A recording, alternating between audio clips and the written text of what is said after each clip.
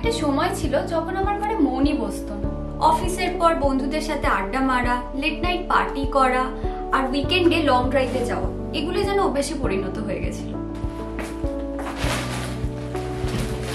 আর recently আমি কিছু bed কভারের set কিনেছি শ্যাম সুন্দরের থেকে। দারুণ সুন্দর সুন্দর সব বেডিং কালেকশনস।